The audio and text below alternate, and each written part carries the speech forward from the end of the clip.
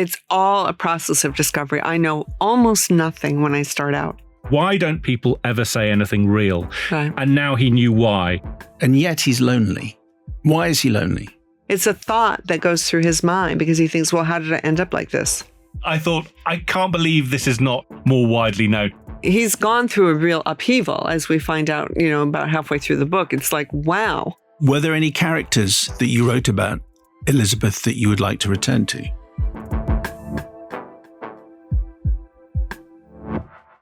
Hello and welcome to Books of the Year, the podcast from your very good friends at the podcast, which is usually called Books of the Year. We have some big news, Matt. Oh, what's our big news? Very, very exciting news. Okay, I like it. Go ahead. We are on YouTube. Oh, that is... I'm sounding really excited, even though I can't talk. That's how excited I am. A brand new channel available at Books of the Year, so please follow and subscribe over on YouTube so you never miss an episode, and you can watch the pod in glorious Technicolor, which means we're going to have to start thinking about wardrobe. Yes, I can't really wear what I'm wearing today, where I've been splashed all the way from home to this, unfortunately, studio. We are on YouTube. Oh, we are on YouTube right now. Brilliant. I'm so glad I was splashed all the way from here to home. Anyway, so it's at Books of the Year. Follow, subscribe, and you will go to heaven. I think that's is that the deal? An email from Harry in Taunton. Simon and Matt, long-time listener, second-time emailer. My wife, Sandra, the good lady here indoors, went to see Hamnet at the cinema recently. Local film club event. She came back raving about it, even though she said she bawled her eyes out for most of the film. And you still haven't read it, she exclaimed to me. For context, about 6 months ago, she gave me her copy of the Maggie O'Farrell novel, Hamnet, and it has remained unopened on my bedside table. After her ringing endorsement of the film and the rest of the nation, it seems, and the Oscars, I finally picked up the book. Simon and Matt, it's brilliant. Finished it in 4 days. What a great author Maggie is. I'm sure you know, having had her on your pod in the past. I promise to always listen to my wife in future. From Harry. Well, listen to us as well. Yeah. So, never mind your wife. I mean, obviously your wife is most... Yeah. You were a huge fan of the movie, weren't you? You loved it. I did like it, and I liked the book as well. And so, yes, well, you're a very wise person, Harry. Listen to your wife first, listen to Matt and me second. Correct. An email from Lucy Gaines. Hello, chums. Love the show, Steve. Love the shoe, Steve, it says here, but never mind. Luce goes on that you often ask your guests how they organise their bookshelves at home, and it got me thinking about my own cluttered mess of literature. I don't organise by genre or alphabetically or by colour, goodness knows how. I organise then by when I read them. So each time I finish a book, one I want to keep, I should say, I then add it to the end of the line on the shelves. Have you heard of this before? Am I mad? Keep up the moderate work, Luce. Yeah, well, that's how I used to order mine by when you read them. I just stick it at the end of the line. However, I should admit that on two of my shelves, I was had an idle moment, and I decided I'm going to try ordering these by colour, and I did, and the effect is not unpleasant. So basically it really works with books. So I should emphasize that loads of bookshelves. This was 2 bookshelves. Yes. If you get all the yellow ones together and all the red ones together, and you put those next to each other, the effect is pretty good. The rest of them is just a hodgepodge. Loads and loads of... Basically what you find is that most books have either got a black cover or a black spine or a white spine. Most of them. Do you have too much time on your hands? I did have a little bit of time that day, yes. But it's a striking scene when you walk into that room. You go, wow, look at those books. Doesn't that look amazing? Nicely arranged. Yes. I wonder if we can use our YouTube channel to show videos of people's... That is an excellent idea. Yes. Can we do that? I don't know. Can we do that? So it's like a bookshelfie kind of thing. Yes. So, yeah. Oh, bookshelfie. I like that. Yeah. Maybe, let's just see. You might not want to do it. But if you do, send us... 5-10 second video of your bookshelves, how they're arranged, whether they be shambolic or whether they be incredible, like you're suggesting. Doing it yes. colour. No, I think, and also a little explanation of how you've done it, because loads of other writers we've had on have said, no, I don't do it by colour, but I do it by genre, or I do it by country. We've had a few times. That was John Boyne, I think. Yeah. Very good. Okay, you can email us at any time, bookstheatre@yahoo.com. But I would have thought that, and also if you're going to email us, you can send us the video on that email. Would that work? I'm sure that would. I think you're allowed videos on email. he Yes, says. just a short one, a brief one. Would Brief that, one? Do you think? I'm just looking for technical support. Maybe on socials? Maybe send it on socials? Can they do that? I don't know. A brief one on email is probably okay. Anyway, also Instagram, also Threads, also Blue Sky, and Books of the Year. Time now to speak to Pulitzer Prize winning author Elizabeth Strout.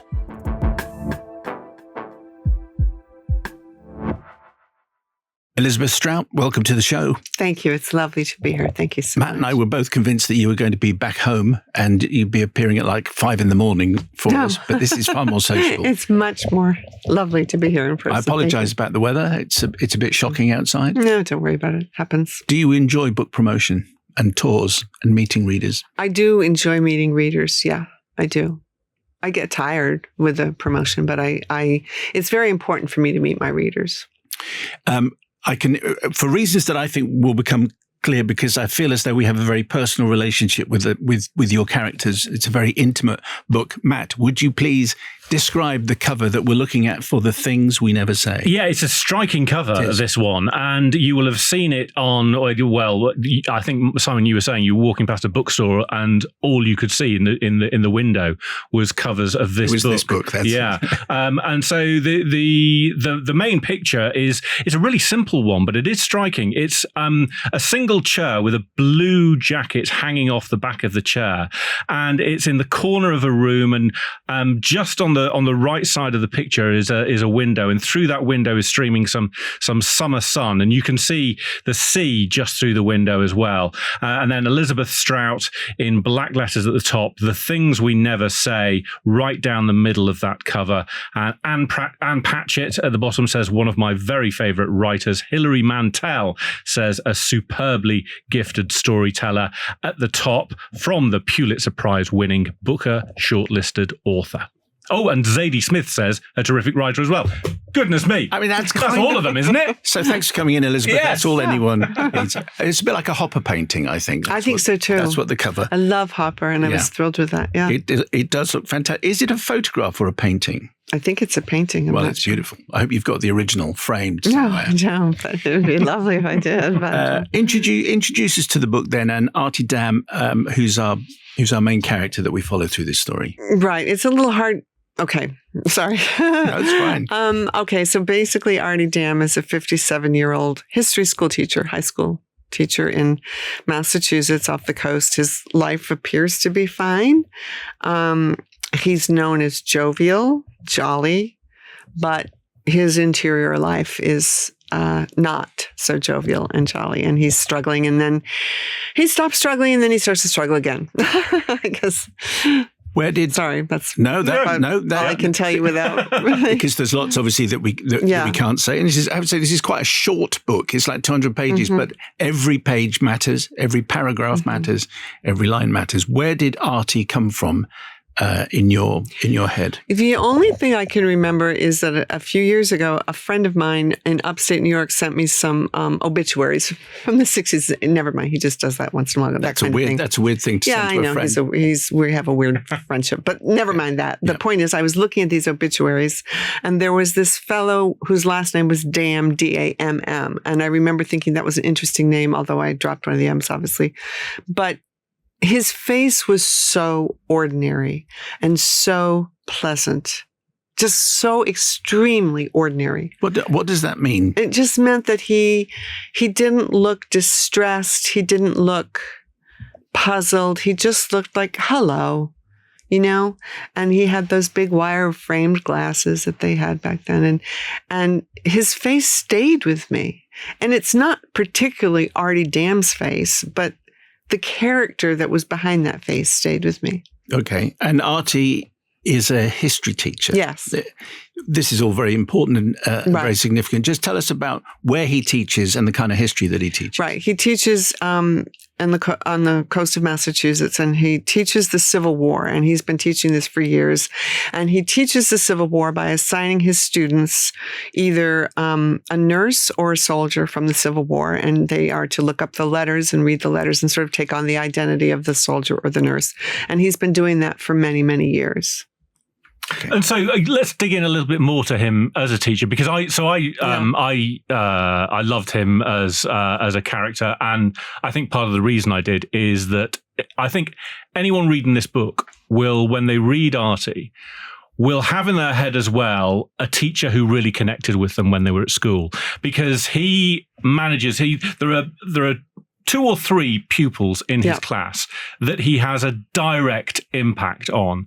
And in fact, later on in the book, you say how these characters then think back of their time with this particular teacher. But it felt like that sort of, I know it's a cliche to say, but that sort of love poem towards teachers and teaching. Precisely. And I just want you to dig into that a little bit more for us. This idea of what you were trying to say about teachers and what the messages, the lessons they're trying to impart to these people. Right. And Artie, he was given Teacher of the Year award, which he accepted, and his wife was very thrilled about, but he didn't really care because he really just loves his students. That's what he cares. He's sort of born to be a teacher, and he is a teacher in the most genuine way.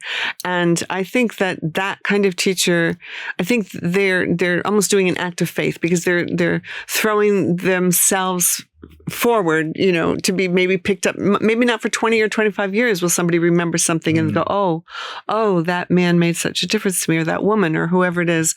And Artie does, specifically in this book, change 2 lives. I mean, we've assumed that he's changed many more before this, but that's the kind of person he is, that he can do that. And he remembers his own junior high school, back then it was called junior high, teacher, Mr. Stupanak, who had done that for him as well. And it was something you've just said there. It's intriguing that when we think of those things, it's often years later that we realise. In other words, at the time, we don't quite notice it. Obviously, we're in our teens or whatever, and we don't take these things in. But it's years later. I know it's me for my French teacher. Yeah. Years later, I realised, oh my goodness. I know. Yeah. That's exactly it. And that's why I think it's, like I said, an act of faith, because you just don't know. You will not know in your lifetime, probably, ever what you've done, but you've done it. Can I ask you about the time frame, Elizabeth? Because right at the beginning of the book, and it is one of those books where so many lines, so many paragraphs are worth dwelling on before you race on to the next bit. But this is not a book about COVID, but you do talk about the impact of COVID on the students. Right. And you say that it changed the students and that they were anxious, and that Artie found it difficult to make them talk. It just seems to me that there's a whole book's worth of information there. Right. What made you put that in? Well, I have, there's a group of young people that I know back in Maine and throughout a little bit in New England. And I have noticed, and their COVID experience came just at such a terrible time. I mean, it was terrible for everybody, but just as they were either going to college or maybe had just started college or something like that, or even still in high school. And I realized that it was just very, very difficult for them, and they've had to make severe adjustments. And so when I was writing this book, and I talked to a couple of contemporary high school teachers to make sure that I was right about that. And they said, absolutely, that it had changed since COVID, and people were there's an anxiety. Yeah. Because I've mentioned on this podcast before, I do think that over a generation or two, the COVID will impact on storytelling, and that the First World War and the Second World War, we're still finding new stories to tell, which affected a certain number of people. Mm-hmm. Everyone in the world pretty much has a COVID story. Right. And so I just think it'll take a while, but I think you're right. But that's a little mention of it there, because these kids are. Yeah. So that's the time frame. So it's it's post-COVID, but it's the present. We're kind of gearing up to the present day. Yes. Like very specifically 2024, it's about 6 or 9 months, I think. Okay, so it's before the second Trump election, and then the Trump election, and then a few months afterwards. Right, exactly. And speaking of which, there's plenty I want to ask you about regarding that, particularly towards the end of the book. The title of the book is "The Things We Never Say," and so I do want to talk about that dynamic where we don't talk about certain things, and obviously, we've mentioned Trump there, but politics in the US feels like it has become one of those subjects. I was struck by something that Artie says. I think it's to his wife at some point in the book. He says, "Why don't people ever say anything real?" Right. And now he knew why, because to say anything real was to say things that nobody wanted to know, or if they wanted to know, they would not care in the right way or even understand. And it feels like, there's that old thing of, we don't talk about politics or religion. And it always felt like that was more like a polite thing. Right. Whereas now it feels like I'm not absolutely sure that you're not going to A, disagree with me, and B, if we disagree, that's it. Precisely. We are so polarized now. Yeah. That is it. We will draw a line and you and I cannot talk again. That's right. That's exactly it. And it's just so sad. It's just terrible, to see it, especially at my age, to have watched the evolution of that and come to that point. Yeah. There was a survey done of Americans recently that asked them what is the thing that they are most concerned about in their country. And you hear that and you think, right, number one is maybe going to be immigration or is going to be cost of living or anything else. By a country mile, the thing that most Americans are concerned about is that how split the country has become, that they can't just talk to if they're a Democrat, can't talk to their Republican friends anymore because it descends into a row every time. It's terrible. It's true. It's absolutely true. We are very, very, very divided. So the things we never say, that might be a good thing. Well, yeah. I mean, I don't think this title wasn't meant to say we should say them. I mean, it's just a statement of fact, the things we never say. But yes, I mean, people have to protect themselves. And in America right now, that's how we're doing it. We're just not saying anything about politics, particularly. What Artie is talking about a lot is free will. Yeah. Why is he so fascinated, borderline obsessed with talking to all his friends and neighbors about free will? Well, because of, when the book opens and he's feeling distressed and he doesn't yet know why he's feeling distressed. He will find out later, and the reader will find out later, because of his wife has intermittently backed off a little bit and his son has backed off a great deal. So we'll find out why later. But at that beginning of the book, when he's feeling distressed, it's a thought that goes through his mind, because he thinks, well, how did I end up like this? What is the story with this? Is there any free will, or is this all preordained? And he's not really had thoughts like that before, because his life has just sort of bubbled along. Is there perhaps an element where he is losing control, and there's a sort of anger that he's losing control? I think that at some point in the book, he thinks he might be having a stroke. But it's almost that he feels, I don't understand what, normally I'm in control. Right. Normally, and up until this point, I have been. Right. But now it feels like I'm not in control. He's doing things that he doesn't understand why he's doing them, and, getting angry at one student in a way that he's never been angry at a student before. So that kind of thing makes him wonder about himself. And then he decides it's his unconscious. So what would you ascribe that sort of lack of self or inability to control oneself? What would you put that down? I think that he's just feeling, he's gone through a real upheaval, as we find out, about halfway through the book. It's like, wow, that's a lot, Artie, to have to deal with. And he does deal with it. And he deals with it in a beautiful way, I think. And, but it's a lot. It's a little life-changing. Not a little life-changing. It's definitely life-changing. And so he has to absorb that. And I think he's not necessarily been an introspective man. That's not his forte. His forte is to give himself to his students. Yeah. And so I think that he's bewildered, I guess is the word, bewildered. Yeah. And in his bewilderment and, not understanding himself particularly, he does do things that bewilder him even more. Yeah. Very early on, page 8, because I checked, we learn of a tragedy in the family to do with his son and his son's girlfriend at the time. And you have a phrase, Elizabeth, and one of the joys of this book is stumbling across phrases that will just stick with you, is you say it took years for them to reconfigure themselves. And I thought that was such a great phrase, because that's what people have to do. Right. Precisely. And almost everyone listening will have had something that's happened to them. Yeah. Be a breakup or bereavement, and they have to reconfigure the way they live their lives. Right. Thank you.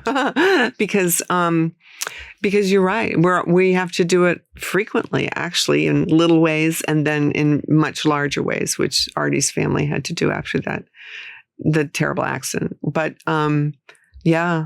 they had to reconfigure.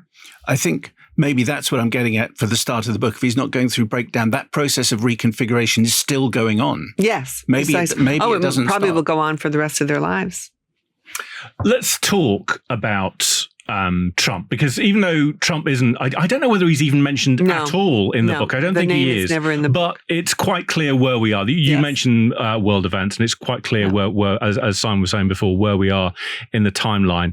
And although so there's a four-word phrase that I have heard so many times. This doesn't appear in your book, but it drives me wild. He'll be gone soon. In other words, this will pass. He'll be gone soon, and everything will return to normal. And even though that four-word phrase doesn't appear in your book, I think Artie sees through it. I think he sees that as, no, I'm afraid things have now changed. Right. Can you just talk a little bit about Well, Artie's a history teacher, so he's studied history. So he knows probably a little bit more than the average person who's, going off to the stock exchange or whatever they're going to do for the day, or to their job as a coffee whatever their jobs are. Artie has a little bit more of an insider's view into history. And I think that he is aware of the deep dangers that are about to take place.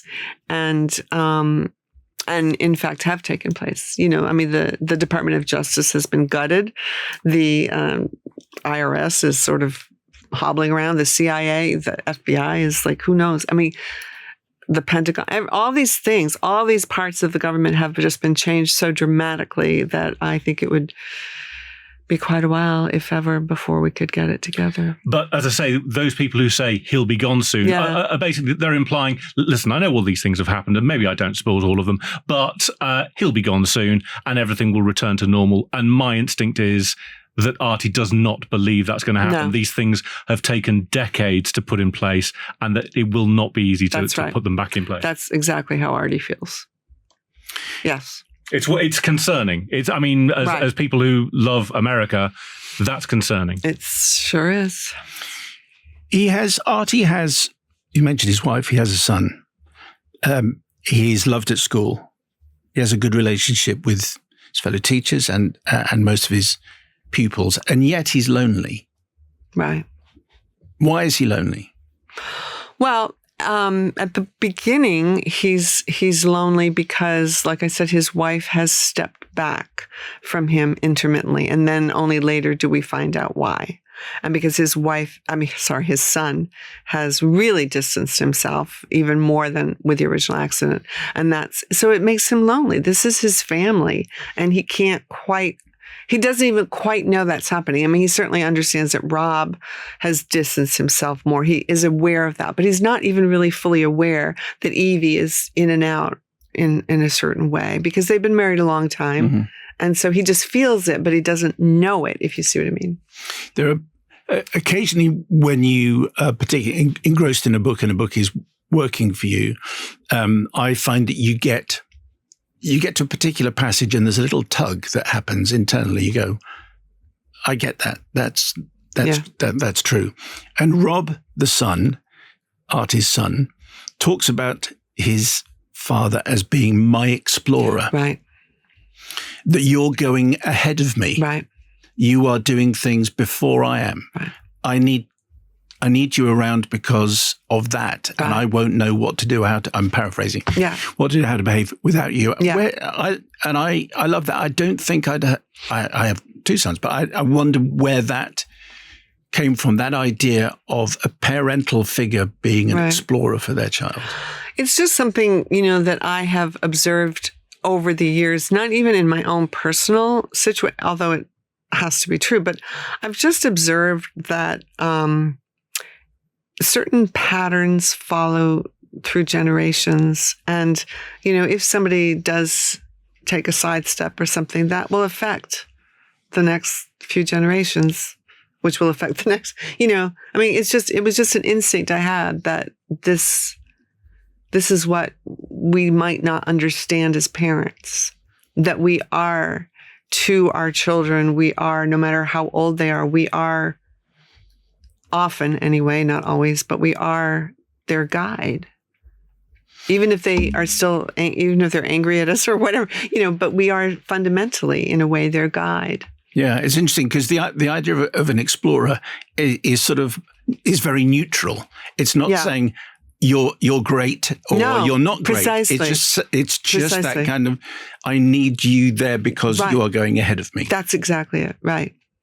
That notion of I'd never thought of that before, but it resonated with me Yeah. as well. This idea of being an explorer. It's not quite I'm giving you license to do Right. what I've done, but I'm going there to show you that it can be done. Yeah, exactly. That's exactly the thing. And yeah.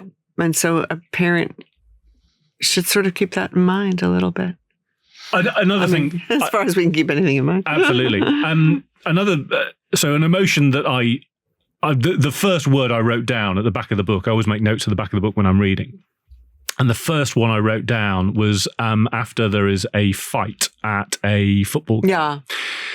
And that word was anger. And it felt like there was that anger sort of builds Yeah. through the book. Right. Can you just talk to us a bit about anger? Yes. Let me just back up a little bit and mention when I was talking about how he teaches his class, and then the principal calls him in and says, by the way, Artie, the school board wants you to start taking on Confederate students as well as Massachusetts. And that's the first signal that things are not going that well in this country. And then that fight at the soccer game is very much there for a reason. And in fact, it was interesting because once I had written that scene, my husband, who knows different teachers and different people, he said, this is actually happening more, which was fascinating. Really? So there are more fights breaking out. And that's why Hoover, the principal, says to Artie, I think he says, this is happening around. So anyway, people are angry. That's the point. There are people that are angry. They're not able to talk about it.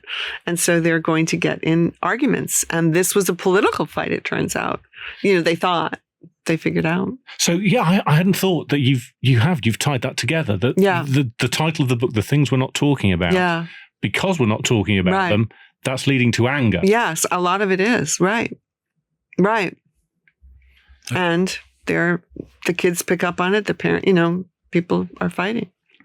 Can you tell us a bit about the geography, Elizabeth? Yeah. Maine, Massachusetts. I've been close. I haven't actually been there. What does the reader, obviously your American audience will know a little bit more and will have visited, but the geography of this place is important to the story. Also, the kind of people that we're dealing with. I've heard you say before that Maine people don't talk very much, which I'm intrigued by. But just tell us more about where we are with this story. Right. Well, Maine and Massachusetts are, they're close together, but they're quite different. Everybody always thinks of New England as one place, and it is, but it's very different.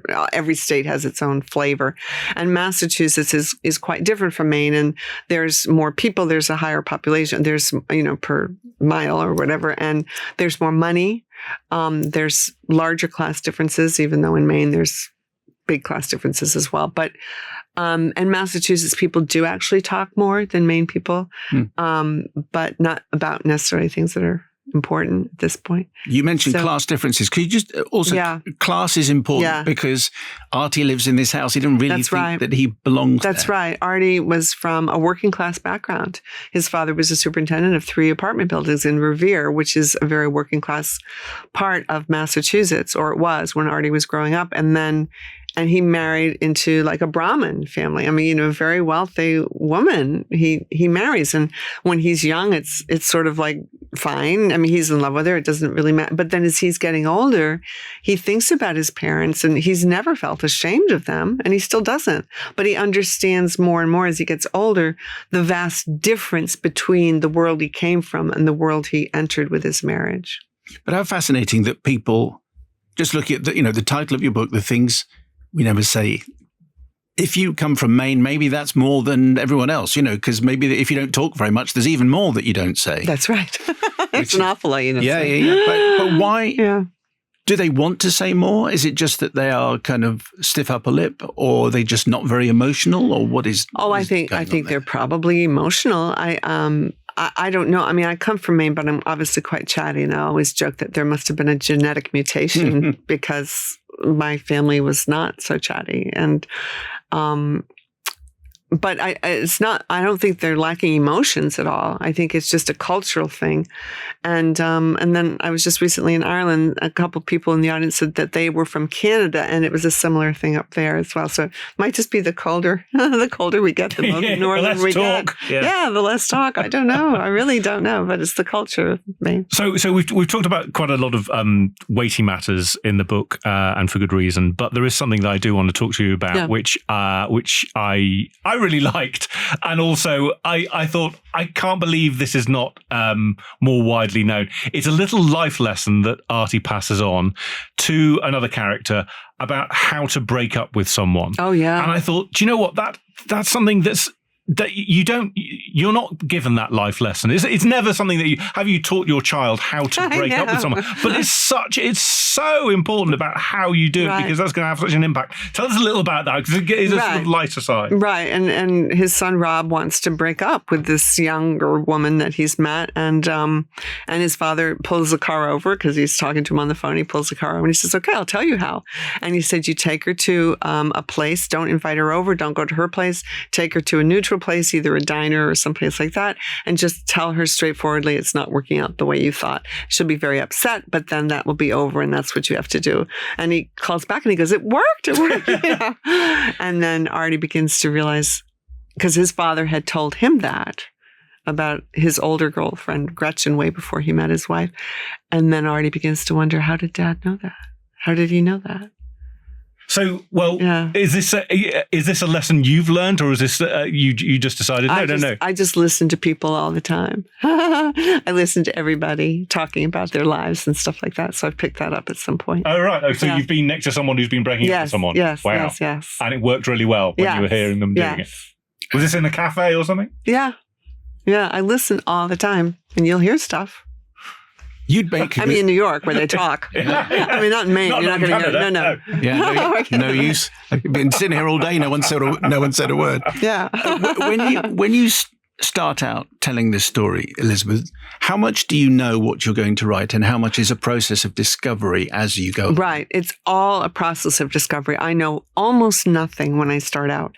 And that's what the only thing is, that in that first paragraph, I remember thinking, I want the word jovial in there, because people are going to think of this man as jovial. I thought him as jovial. And then as I wrote along and I realized he's actually quite distressed, I didn't know why he was distressed.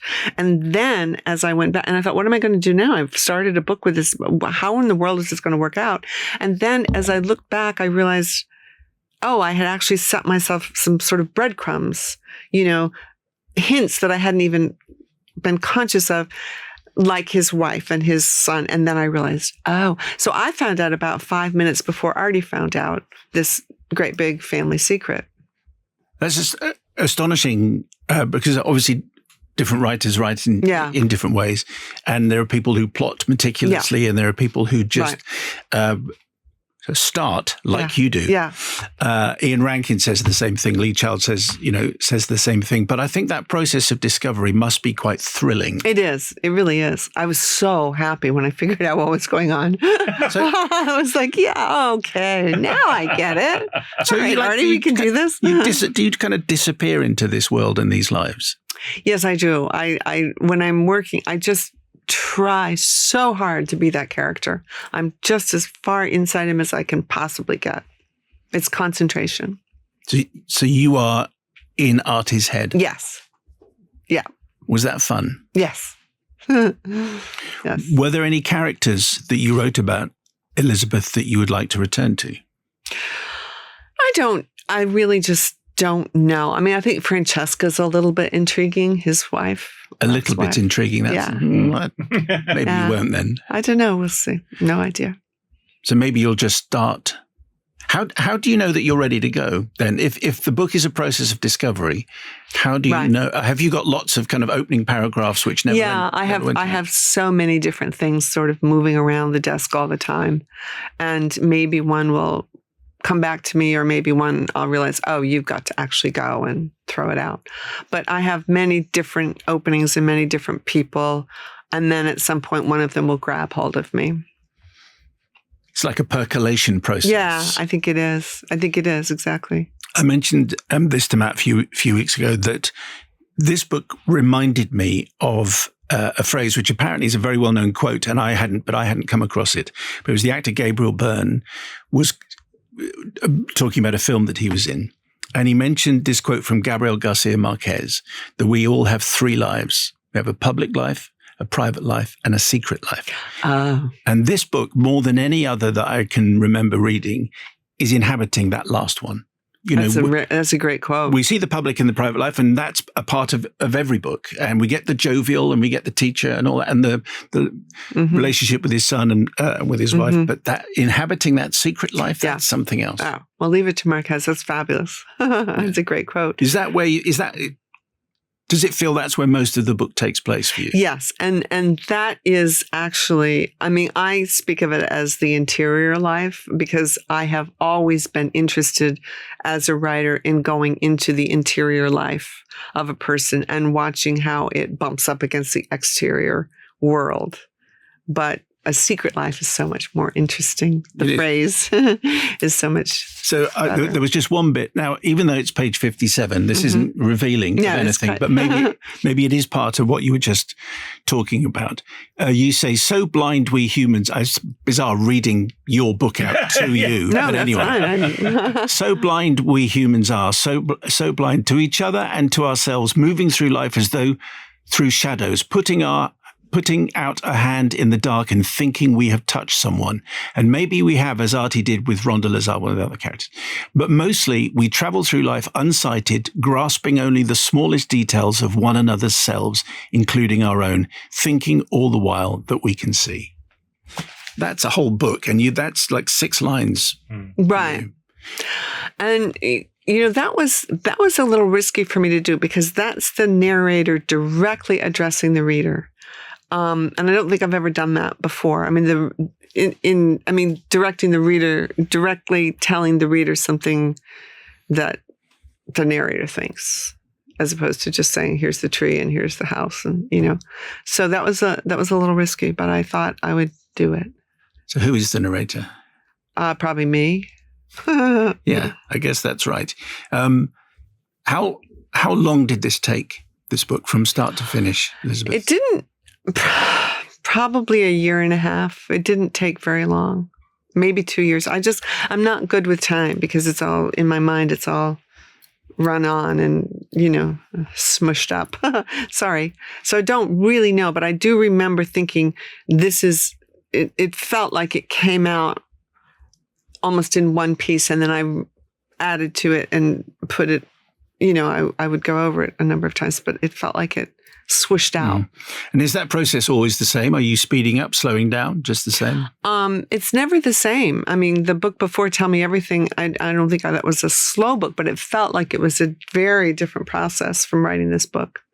Well, so I'm intrigued because this is the first of your books that I've read, and my heart leapt when it came through my letterbox. And I'll be absolutely honest, my heart leapt because of how thin it is. Yeah, and it's so you straight away you're like, oh, great. I mean, I'm a huge fan of the theory: no movie should be more than 2 hours long. Right. Tell your story, and you managed to tell this. As Simon's just said, that paragraph, there's a book in that one paragraph. So you managed to tell this story in such a condensed manner. And is that a discipline that you've worked at, or do you? Because I don't know your other books. So are your other books more sprawling, more epic than this one? I think that my books have increasingly become similar to this style, although this has its own particular style. Like I do things like with parentheses and stuff in this book that I haven't done since my very first book, which was longer. But I think that over time, my sentences have become cleaner and more direct and to the point. And then also, it depends on the story I'm telling. And this story had to be told this way, you see. But that style is one that is my style. But is there a discipline there where you're going, no, I'm getting rid of, I love that paragraph and it's a great paragraph, but it's going because it's not performing how it needs to for this book. It's not doing what I need it to do for this book. I think that what you just described, the paragraph is going, I think that was probably about 8 books ago. that I was able to say, this is going, and now I just don't write that paragraph. Okay. So I've taught myself over the years, because I've been writing for so long, that I've taught myself over the years, okay, no, that's not relevant. Just go straight to it. Just go straight to it. You're like Mozart, basically. Thank you. Thank you very much. It comes out fully formed and perfect. There you go. Well, as you can tell, we both love the book. Thank Elizabeth. you so much. Elizabeth Strout's book is The Things We Never Say. There'll be more with Elizabeth in our separate extra podcast, the Q&A, which will be with you in a few days. But for the moment, Elizabeth, thank you very much. Thank you. Thank you both very, very much.